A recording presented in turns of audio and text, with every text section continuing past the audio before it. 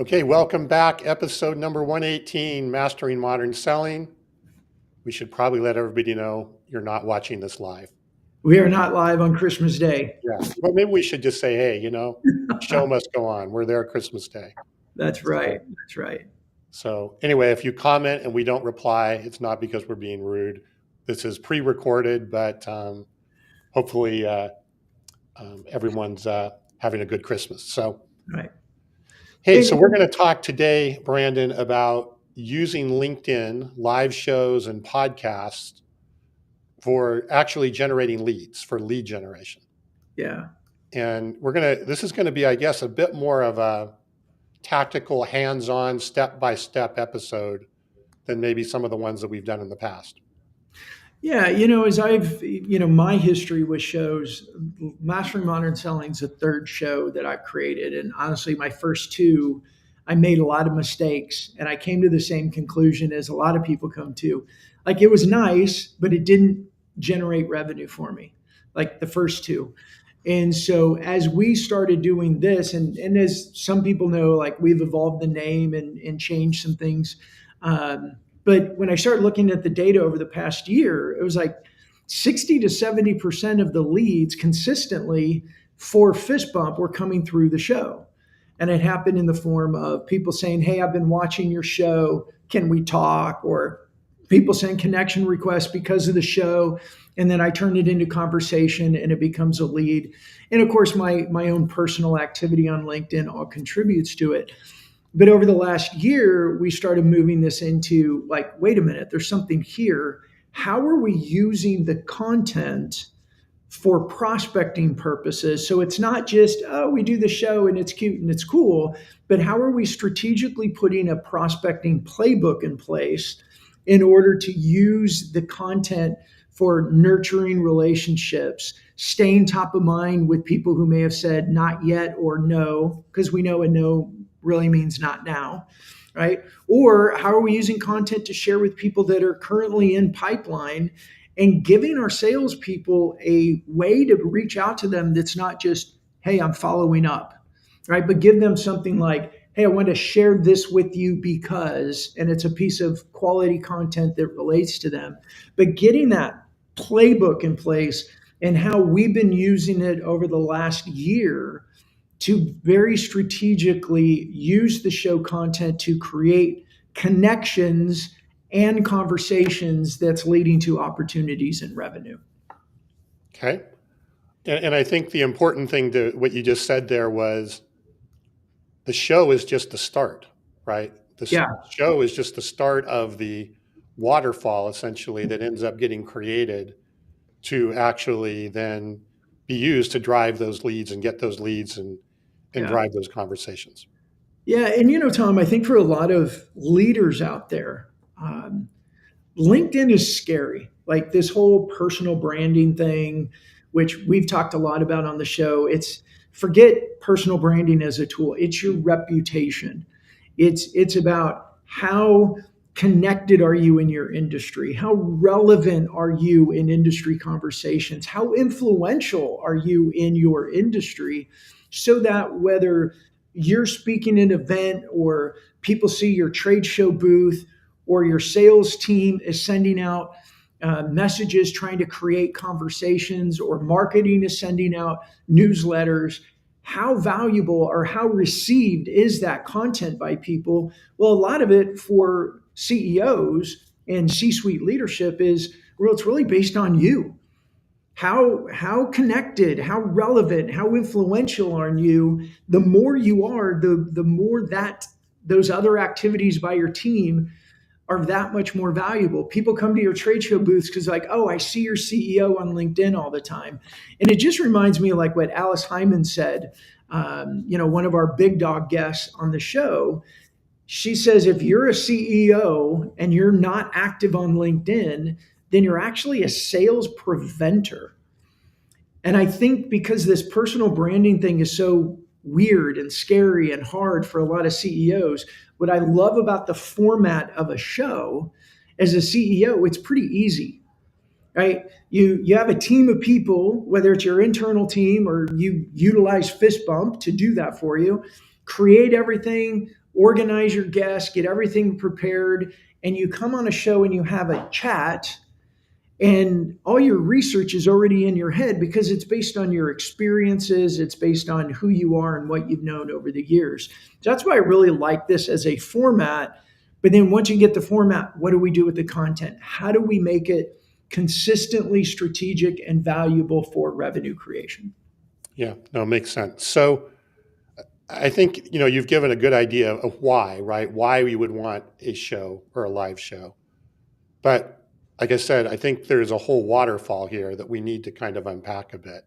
Yeah. So let's kind of go through that process. What is the playbook, if you will, for Yeah. a live show and podcast so that it ultimately ends up doing what you just described, right? Yeah. How does this all lay out? Yeah, so I think at the beginning, when it comes to creating a show, you really need to have your ICP, your persona, your avatar, whatever term you use, really dialed in and confident, because that should drive the name of the show, the strategy of the show, the positioning of the show, because we want to make sure that the show is something that your buyers are looking at going, oh my gosh, I need to pay attention to that. So I think that's really important to start. And, a lot of teams, they have an ICP, they created it 2, 3, 4 years ago, never updated it, really don't know the depths of like, what are their pain points? What questions do they have? What things are they saying? What obstacles do they have? And so the show itself may not be perfectly on point. But I think getting the show strategy down based on the ICP is step one. And then step two is looking at the structure and the types of episodes. And I call it the episodes strategy. Okay. So what is the strategy? How does that work? What is when you say an episode strategy, how does that actually work? Yeah, I think so. Number one is knowing that not every episode needs to be this like mind blowing experience. I believe creating a hero episode, as you coined the term, Tom, calling it a hero episode every 6 to 8 weeks, which is really strategic around who's your guest, what's the content. It's really what we want to then turn around and communicate out to our customers, our prospects, and into the industry. I think every 6 to 8 weeks, having one of those that's very, very dialed in and strategic is extremely important. Now, episode strategy, we have 5 episode strategies that we like, and we can go through them briefly if that, I think that makes sense for everybody. Yeah, but before you do that, I just want to make sure, just because it might be, you're not suggesting to only do one show Hmm. every 6 to 8 weeks. What you're suggesting is generally, right, a show a week, but Yeah, every 6 to 8 weeks there's a special show, if you will. yeah. It's going to have more thought, more, and why is that? I mean, what are you doing with the other shows in between? Yeah, that's a good question. Look, I do think a weekly show is part of that rise above the noise. I think every episode is valuable for your buyers. I believe a hero show every 2 months is the foundation of content that you use over the following 2 months to communicate. That's why it's a hero show. It's much more strategic about what's the content, what are the shorts, what's the blog content that we want to create from it, who's the guest going to be, or are we going to have a guest, but being much, much more intentional around that episode. And here's the reason why I like shows. Like, we can create the same content in an email, or we can write the same content in our own social posts. But one of the things you and I have discovered over the last 3 years with shows is there's something about the give and take of a conversation with and without guests that actually captures more attention. It feels more organic, right? And when you have a guest, especially, you're leveraging off their reputation and their experience and their content as well. but the show gets a lot more traffic because it's a conversation. It's more entertaining. It can be more educational. There's a lot of reasons why it pulls people to it instead of just a talking head, Mm-hmm. or I write something and go share it with my network. No, it makes sense. So just to summarize, right, the strategy, overall strategy, is try and have a show every week. However, your hero show that you're defining every couple of months might actually dictate sort of the direction of the following 8 shows, if you will, Mhm. between the next hero episode. So it's kind of like a major chapter, if you will, in your journey that you're trying to put together. Yeah, exactly. And the reason that hero show is important is from that show, we create a whole bunch of content with the intent of sharing it with existing clients for renewals and staying top of mind and relevant and maintaining your trusted advisor status. So it might be content that your customer success team is sharing with specific clients. It's content to feed your marketing department. So things like your corporate blog, your newsletters, your company LinkedIn page, that type of marketing content, emails, but specifically around sales and prospecting, it's creating all that content that they need. Like I think so many teams get stuck and that their cold outreach, whether it's a call or an email, they really only have one thing to say. And people say it in a lot of creative ways and they got hooks and they're trying to capture heart and attention. But really, what they're saying at the base is, hey, can you give me some of your time so I can try and sell you something? That's really what they're saying. And all companies are saying the same thing. Granted, they're trying to be creative and hooks and all that. Got it. But this is a way then sales can send a message, whether it's a call, it's an email, it's a LinkedIn direct message, it's a text message, any way they want. Hey, I wanted to share this with you because here's a short from a show that talked about A, B, and C, and I'm sharing it with you because of XYZ reasons. You're giving them, you're making a deposit into them instead of asking for the withdrawal of, can I have some of your time? Sure. And I believe that's so important because we talk to lots of sales leaders, and one of their goals is they want to be trusted advisors. And my question is always, that's great. What type of trusted advice are you giving them if you want to be perceived as a trusted advisor? And most teams say, oh no, we give a lot of trusted advice, but it's normally inside of meetings. My question is, how are you portraying yourself as that trusted advisor before the meetings in order to get those meetings? Well, yeah, if you're not the trusted advisor before the meeting, chances are you're not getting the meeting. So, Exactly. That's uh, where I think this content from a hero episode is so valuable to start laying that foundation of being that trusted advisor. so kind of quickly, let's go through the episode, the strategy, the different. I think you said five Yeah. five different episode types, or Yeah, I think so. The first one is we call it the big dog strategy. And that is getting the big dogs from your industry. Who are the people that influence your buyers? Who are the people that your buyers are going to see them as a guest and go, oh my gosh, I need to go watch this episode? Right? We want to take advantage of their reputation, leverage tagging them on your event, leverage tagging them on your social content afterwards to help get a wider reach. But it's also them bringing their content and bringing their credibility to you. You know, if you want to be seen as a big dog, you need to hang out with big dogs. So go get the big dogs to come be guests on your show. I think Tom, the other episode style that I really like, and it's the one that you and Kevin use in your other show or around the horn in wholesale distribution, is the curated content episode. You want to tell everybody about like how you do and what you do with it because it's such a brilliant episode strategy. Now you guys do it every episode. I don't think everybody has to do it every episode, but doing it once a month or twice or once every 2 months or something may make sense for people. yeah, I mean, what we're doing is a newsletter, right? We have a weekly newsletter that goes out with industry news all kinds of different industry news, economics, and just M&A and everything, kind of everything going on in the industry, Supply chain.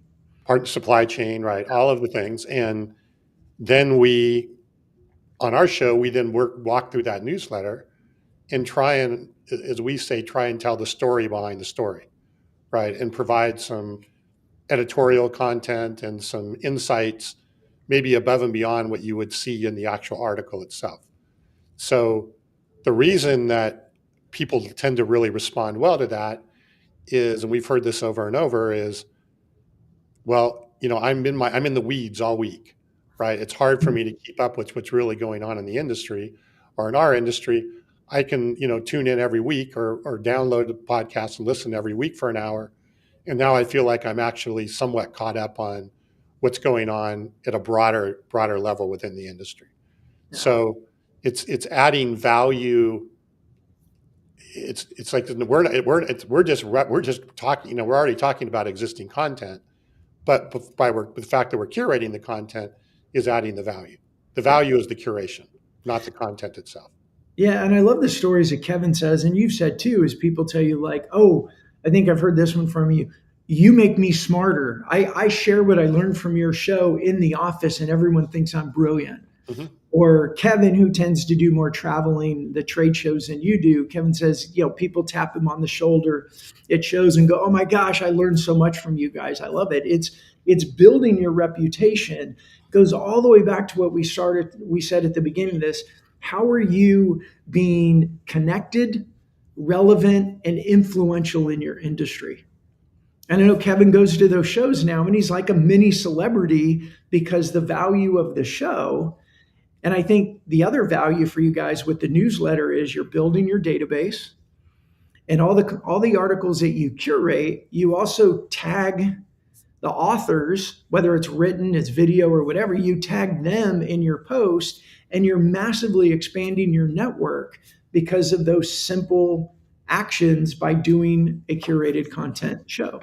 And you can do a hybrid too of curated content and Big Dog. So you can, we'll have guests come on and talk about that as well. So everyone is kind of interested in the opinion, not just of us all the time, but of some of the other industry leaders. So. Yeah, I love it. And then the other 3 types of episodes, and they're more self-explanatory, but bring your customers on as guests and let them talk about what they've experienced in working with you, the success they've had, the process. Bring prospects on as a guest. If the way you've established your strategy around your show, that might be the best way to bring prospects on and get them to talk about what's going on in their company. And then, of course, you have the no guest. Have shows kind of like we're doing today, where we're talking about what we know, and we're doing it without a guest. It's also Christmas week and not a good time to get guests, but we used it as an opportunity to talk about, for me specifically, some of the things that Fist Bump does or we've learned in Fist Bump, and we're helping to educate people to that. So you've got the episode worked out. You know what your hero episode is. You do your hero episode. As I said, that's sort of just the start of the, now what? Now what happens? The episode's done. It's been a great episode. What happens from here? Well, I think, let me take one step back, because a big part of the playbook also is inviting people to the show, to the episode. Okay. Good point. Right? We want to make sure that we're empowering everyone on the team to invite prospects, clients, influencers to the episode. So creating social content in a way that's super easy for everyone on the team to publish, creating email messages that's super easy for everybody on the team to share with those who they communicate. Again, it could be existing clients. Get customer success involved. Keep your current clients seeing you as that trusted advisor, bringing them to the show. It also increases subscribers. It makes the show more popular. It gets more people engaged with it, all those things. So have a invitation strategy. There's simple tools on LinkedIn that you can go and click a button, say invite, and go click a bunch of names and invite people. But one of the things that we do is we have lists inside of Sales Navigator of people that we invite to the show. And we go through that list every week and make sure that we're inviting the people that we want to invite, prospects, to the show every week so that we're not doing random acts of social, right? The social post across the team, across the corporate page, we're always making sure that inviting via email, newsletters, blog articles is always part of it because we don't want to be random. So it's very strategic about the system of inviting people. Yeah, and I think, the hero episode, right? I think not that you shouldn't invite people to your other episodes, but I think if you're going to get a corporate initiative for inviting and stuff, the hero episodes, oops, hero episodes makes that more practical Yeah, because you're actually saying, okay, every 8 weeks or whatever, let's make a big deal of this. And right. everyone can rally around that, which is very different than Yeah. trying to, do it the other way. And do it every week and making Right. everything so Right. important. Yeah. And I think for every team, like maybe you do a hero episode every month. Okay. Maybe you do it every 2 months. Maybe you do it every quarter. I Yeah. think everybody's situations and details and team makeup are different. So I don't think that's where you want to be rigid. I think where you want to be super systematic is with a hero episode.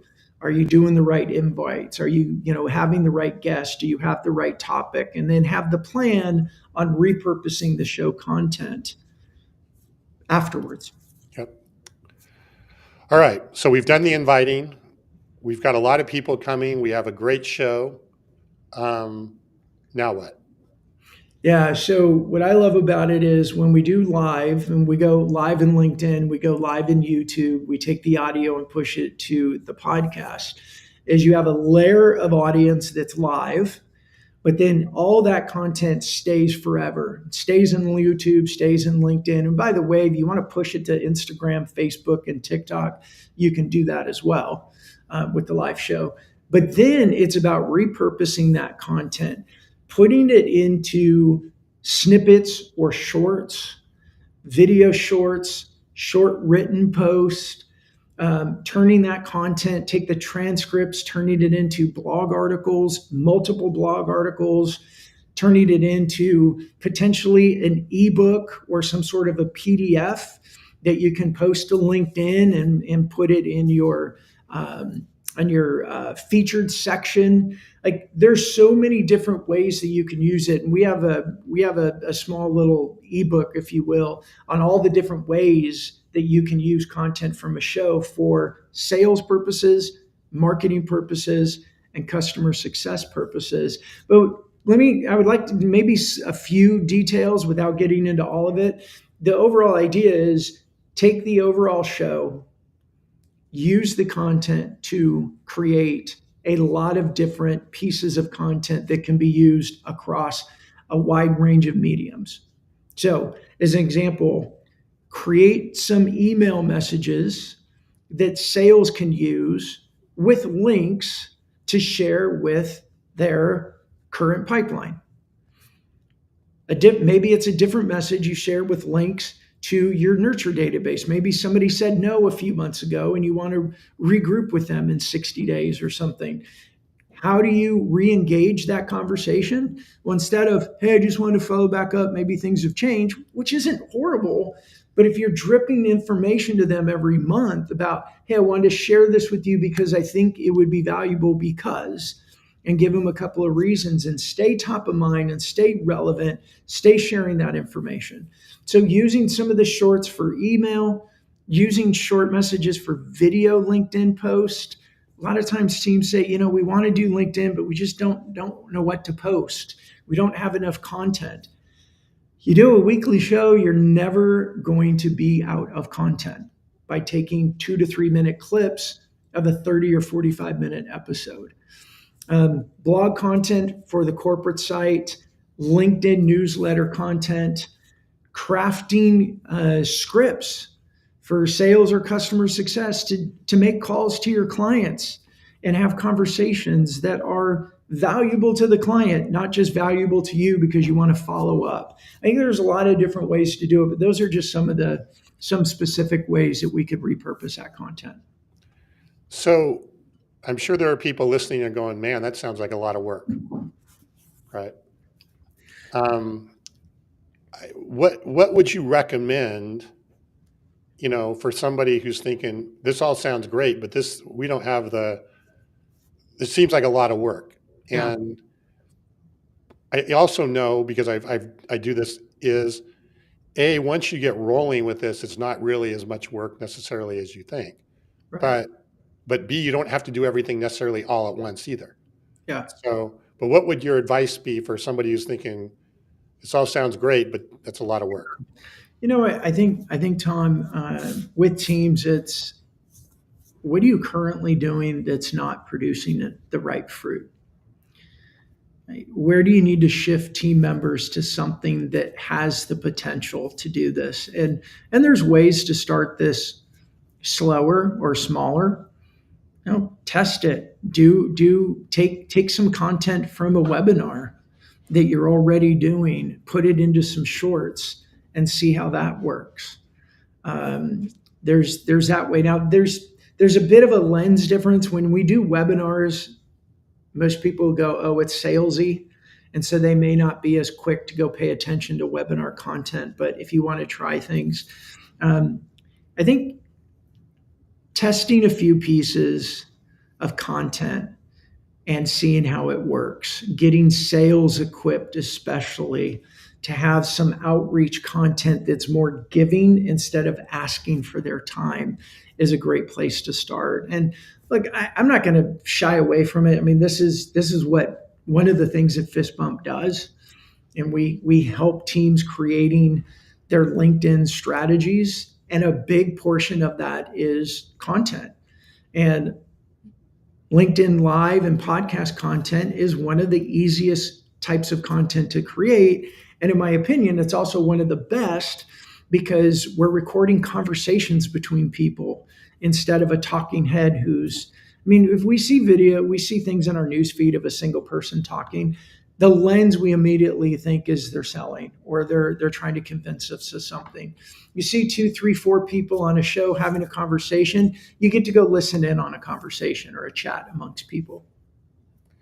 Yeah, I think one of the things that we found to be effective, you mentioned email, right, or even email or even a LinkedIn message, is sending people the link to the replay, right, either on YouTube or on LinkedIn, or if nothing else, the link to the podcast audio, and sharing the long form with them as well. Mm-hmm. So using the long form content as a way to go, hey, I was thinking of you. We talked about, or in this thing, they talked about this, this, and this. I thought of you. You may want to listen, in particular, listen to minute 33 or whatever, Right. along the way. That's going to generally be more valuable than just an email that, as you said, how are you doing? Right. Or Absolutely. just checking in. Yeah. And Tom, what you said right there really speaks to the strategy behind a hero episode. If you know your ICP well and you're staying up to date on what are our clients saying, what are their objections, what are their pain points, what are their goals, and as you're paying attention to any of that evolving, and you create an hero episode going, hey, this is what we've been hearing over the last 60 or 90 days or 6 months, and you do an episode on it, number one, you're creating content that you know they care about to get them to come to the live episode or to come watch the long form. But then you also have this content for the next 60 days that you get to trip to them in a variety of mediums: email, blogs, newsletters, social content, phone calls, all the other options you have over the next 60 days. And you have confidence that this is the content that they want because you're responding to what they've been saying, and we're just putting it into an episode and then using the episode content. It really just comes around the medium of a show creates what I think is the content that is currently best to get in front of people because they're most likely to pay attention to it. It's interesting, going back to my question about this being a lot of work. In some ways, when you think about it, this is going to be a lot less work than trying to build all of that stuff from scratch, Yeah. like building white papers, ebooks, all of that stuff, and not having that starting point of everything trickling down through. Because you then have that centralized, you have that centralized content source or information source to then push down into these other mediums or Yeah. other channels. Well, in this, tell me if this makes sense, Tom. Like, we call the show Mastering Modern Selling because we know a lot of the traditional outreach and prospecting tactics are not producing the fruit. Take a look at the activities your team's currently doing. You probably have somebody on staff that can do this, and maybe there's some activities that you just need to stop doing to take it off their plate. The other thing I think with the use of AI is the hardest part is creating the content and then using different AI tools. Like, one of the pieces of content that I think is a great piece of content, it's very creative, and it's probably the easiest piece of short content that we create using Google's note maker. Oh, AI Notebook tool, LM. Notebook LM, sorry. The Notebook LM, we take a link to one of the lives, the recordings, we answer a few questions and set some settings, and within a minute, it kicks out a conversation between two people that are doing like a review or a summary of the episode that we just did. Now, we acknowledge from the beginning this is AI generated. We're not trying to fool anybody or pretend that it's not AI. But maybe say it's a 40-minute episode, and now we've created a 5-minute review of the episode. And for entertainment value, it happens to be two people that are having a conversation amongst other people. It's a cool piece of content. And then you can take that content and use it a variety of different ways. Add it to your blog, mention it in a newsletter, throw a GIF graphic on it with the audio and turn it into a social post. Like, lots of different ways that you can use that piece of content. And now we're providing a wide variety of content for your audience to engage with. You will find that there are some people in your network that just love that style of content and they're going to pay attention to it. You have other people that love the LinkedIn newsletter and they're going to pay attention to that. You're just now creating a variety to let your buyers engage with content the way they want. Yeah, and it does all come back to as we started this, right, when we talked about the different types of episodes, what content or what is going to be the most relevant and the most valuable to your ICP, and you may have different answers for your prospects and customers. So you may have a slightly different relevance, if you will, to a customer than you would a prospect or a partner or whatever. But chances are there's going to be overlap between those things that are there. But if you understand what's the relevant content, you can mold everything to that different ICP. Yeah, and I would say use it as an opportunity to communicate with your ICP, with your prospects and buyers, and say, "Hey, we're doing the show. What topics would you like covered? Who are some guests that you'd like to see?" Yep. Just using it as that conversational piece. And for me, it always goes back to what's our goal, and the goal, which kind of some of the rules or some of the sayings that we've created over the years of doing our show is nothing has changed. It's just different. How connected are you in your industry? How relevant are you to your industry and how influential? If you're asking your prospects, share a link to an episode and say, shared it with you because, by the way, do you have anybody you recommend would be a good guest on the show? Or, by the way, are there any topics that would really be beneficial for you? I mean, play that out. If you send messages like that and somebody gives you a topic that is really important to them, and then you go out and find the right guest or the episode style and you do that show and you share it with them, how much of a trusted advisor do you think you're creating a foundation of in that buyer's mind and heart? Yeah, a helpful, trusted advisor. A helpful, a responsive, Right. a caring. Like, what word do you want to use? And yeah, this stuff takes work. It takes thought. But I think we've talked about this on the show. This probably 15-year era of about 2009 to 2024 where it was just cold outreach and people were actually responding, it's over. It's over. It's not working anymore. Well, I think there's two things, right? I agree. First of all, the predictable revenue smile and dial model is dead. But if you also look at the fact with AI, there's so much garbage content that's being created right now. So there's a lot more noise, there's a lot more noisiness, if you will, in the whole content world. You have to be able to rise above that noise as it relates to the met and to get attention, right? At the end of the day, how are you going to get attention? You get attention through relevance and value.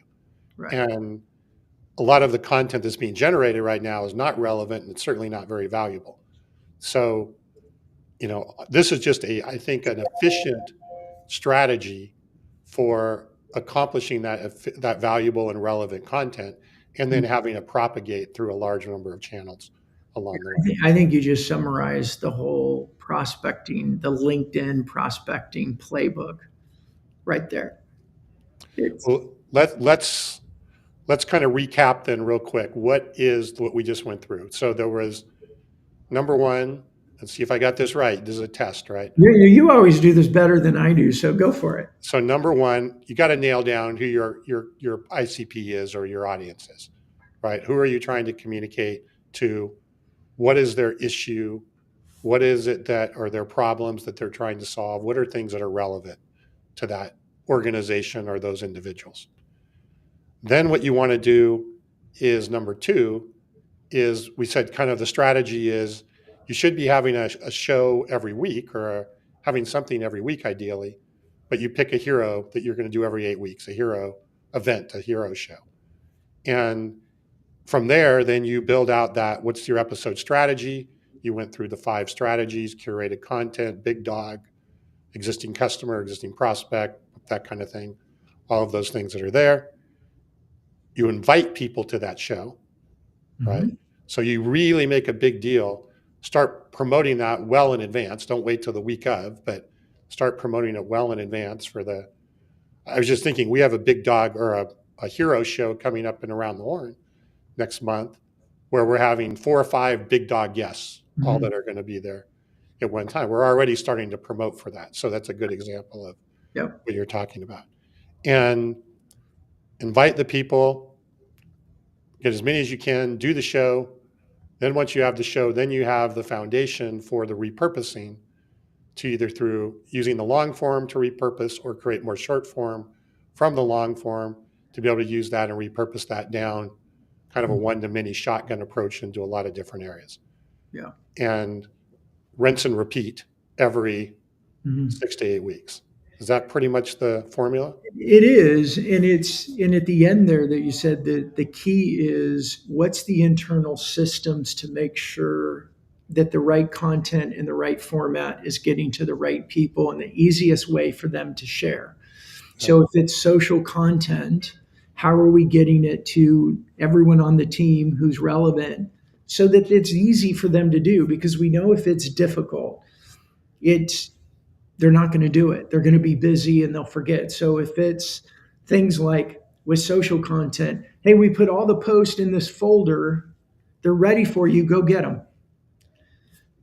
Very different than, hey, we're using a tool and we just delivered it to your mobile app. All you have to do is go review it, add a little bit of your own words and publish it. You're going to get a higher, adoption rate. So just thinking through those. If it's emails, do you have somebody on the team that goes into the CRM or your email tool and adds it in there as a template and then trains everybody to go, hey, these are ready for you to go send out? Like, that's the challenge, is how easy, like everything you summarize spot on. But the key there is then implementation. How are we making it super easy for everyone on the team to actually get it out? Because that's where the strength of this comes in. And it does happen, right? And I think this is important to note. If you do one hero show, you probably shouldn't expect miracles. Right. The flywheel starts to materialize when you've done a handful of these, and it starts becoming the system and a process. Yeah. And it becomes kind of ingrained in the organization too. It becomes a habit within the organization, and the flywheel builds on itself. Yeah. And And I'm sorry, did I no, interrupt? and I think when the hero shows are supplemented with the other weekly shows that are Mhm. there, that just helps accelerate Yeah. that flywheel. Yeah. I think you nailed it. And is this just like any other prospecting? When the culture was you get in the morning, you hit your CRM, you start going through your list, you make the calls, you send the emails. At the end of the day, you look at the data that you did it. The foundation of that is right. It's about keeping it accountable and making it easy for everybody. It just becomes part of the culture. And what I've noticed is as you experience wins, like we are in proposal contract stage with somebody that it was, I shared a link to an episode and said, here's the whole episode. Here's a short, another link that I think is really relevant. I think I did it the other way. I did the short and then I did the link to the entire episode and sent it off. Now, I had been doing this for a while, it had been about 6 months. And then I got the response of, hey, this is timely. Can we talk? And the conversation was around, we need to up our LinkedIn game moving into 2025.